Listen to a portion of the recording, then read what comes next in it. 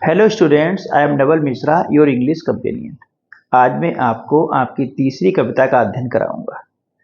तीसरी कविता का शीर्षक है where do all the teachers go. सारे अध्यापक कहाँ जाते हैं। फॉर अ लिटिल चाइल्ड, एक छोटे बच्चे के लिए, ए टीचर इज स्पेशल। उसका जो टीचर होता है, अध्यापक होता है, वह स्पेशल होता है, खास होता है। It is difficult for a small child, एक छोटे बच्चे के लिए बहुत ही डिफिकल्ट है to think of his teacher as an ordinary person, कि वह अपने टीचर को एक आम आदमी समझ पाए, एक साधारण व्यक्ति समझ पाए। देखिए, बिना देरी किए हम कविता को शुरू करते हैं। पहला स्टेंजा लेते हैं। एक छोटा बच्चा सोचता है अपने टीचर के बारे में, अपने उद्गार व्यक्त कर रहा है। Where all the teachers go, सारे अध्यापक कहाँ चले जाते हैं। वेन इट इज 4 o'clock, जब 4 बजते हैं। क्या तात्पर्य है, जब 4 बजते हैं, स्कूल बंद हो जाता है, तब सारे टीचर कहाँ चले जाते हैं। Do they live in the houses, क्या वे हाउसेस में रहते हैं। टीचर जो है वो घरों में रहते हैं, अपने घर चले जाते हैं। And do they wash their socks, और क्या वे घर जाकर के अपने मोजे धोते हैं।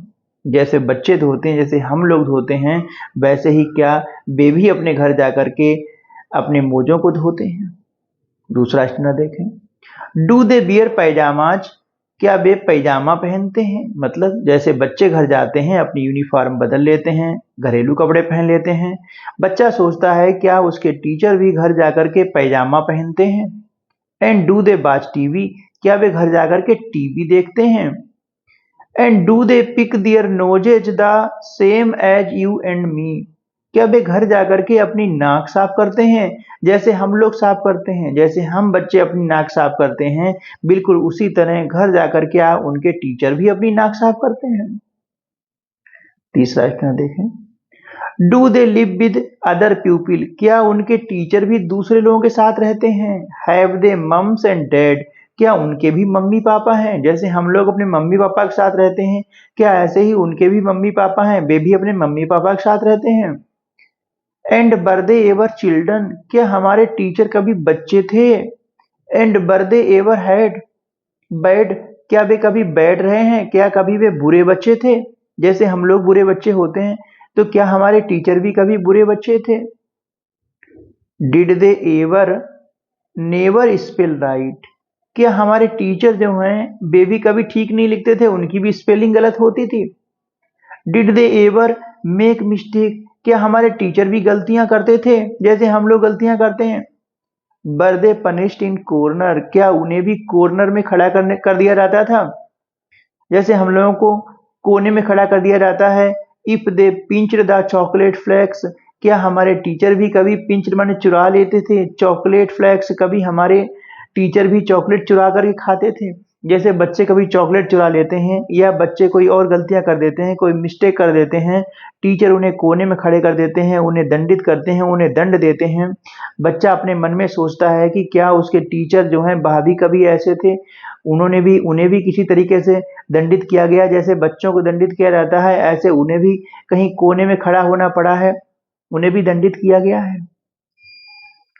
Did they ever lose their hymn books, क्या कभी उन्हें भी उनकी भी कविता की किताबें खोई हैं।